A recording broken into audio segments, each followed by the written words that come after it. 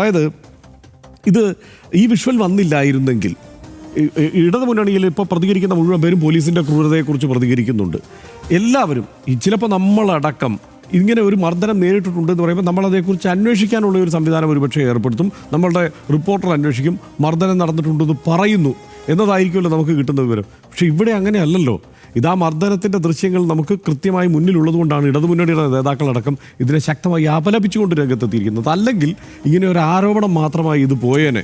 പക്ഷേ അങ്ങനെയല്ല കോൺഗ്രസ് നേതാക്കൾ ഇത് എടുക്കേണ്ടത്. അവരുടെ ഒരു യൂത്ത് കോൺഗ്രസിൻ്റെ മണ്ഡലം പ്രസിഡന്റ് മർദ്ദനമേറ്റിട്ട് വന്നിട്ട് എനിക്കിങ്ങനെ മർദ്ദനമേറ്റു എന്ന് പറയുമ്പോൾ അത് നിയമസഭയിൽ ഉന്നയിക്കണമെന്നാവശ്യപ്പെട്ടുകൊണ്ട് ഈ പറയുന്ന വർഗീസ് ചൊവ്വന്നൂർ 7 തവണയാണ് ഷാഫി പറമ്പിലിനെ കണ്ടിട്ടുള്ളത്. 7 തവണ.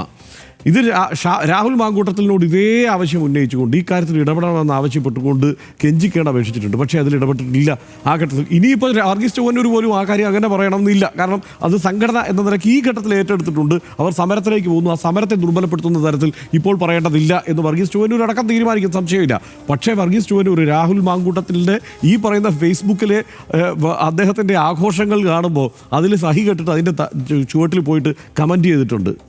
ഈ വർഗീസ് ചൊവ്വന്നൂർ ഈ വിഷയം നിങ്ങൾ ടേക്കപ്പ് ചെയ്തിട്ടില്ല എന്നുള്ളത് ആവർത്തിച്ച് ഓർമ്മിപ്പിച്ചുകൊണ്ട് അദ്ദേഹം വൈകാരികമായി രാഹുൽ മാങ്കൂട്ടത്തിൻ്റെ പോസ്റ്റിന് താഴെ പ്രതികരിച്ചിട്ടുണ്ട്.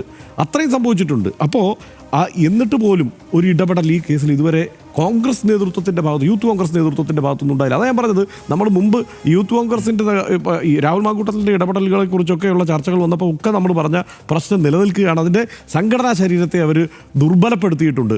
ആ സംഘടനാ ശരീരം കൂടുതൽ കരുത്താർജിക്കാൻ തക്കവണ്ണമുള്ള ഒരു സംഭവം കൂടിയായി ഇത് മാറട്ടെ എന്നാണ് ഇപ്പോൾ തൽക്കാലം പറയാനുള്ളത്. കാരണം ഇപ്പോൾ അവർ സമരമുഖത്തുണ്ട്. ശക്തമായ സമരവുമായി മുന്നോട്ട് പോകണം. സർക്കാരിനെ കൊണ്ട് ഇതിൽ ഉത്തരം പറയിക്കണം എന്ന കാര്യത്തിൽ തർക്കമൊന്നുമില്ല. മാത്രമല്ല ആ ഉദ്യോഗസ്ഥരെ പിരിച്ചുവിടുന്നത് വരെ നിങ്ങളുടെ സമരവും ഈ ആവശ്യവും നിലനിർത്തുക തന്നെ വേണം.